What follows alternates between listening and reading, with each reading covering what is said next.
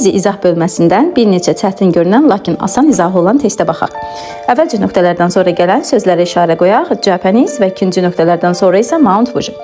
Birinci nöqtələrdən sonra gələn Japanese Z artiklı ilə işlənə də bilər, boşda işlənə bilər. Mənasının fərqinə varaq, əgər biz buna Z Japanese desək, demək millət adı, sadəcə Japanese desək isə dil adı olmuş olar.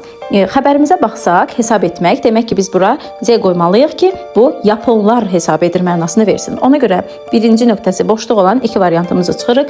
A, B, D variantları arasında qalırıq. Nöqtələrdən sonra gələn ikinci nöqtələrdən sonra dağ adı gəlib. Bilirdik ki, dağ adı əgər sadəcə mount desə və ya mountains desə, yəni cəm də deyilsə, bu zaman cəm olmayan dağ adlarına, silsilə olmayan dağ adlarına heç bir artikl qoymaq olmaz. Demək cavab B variantındakı Z və D variantındakı Y-ni çıxaraq cavab olur A variantı.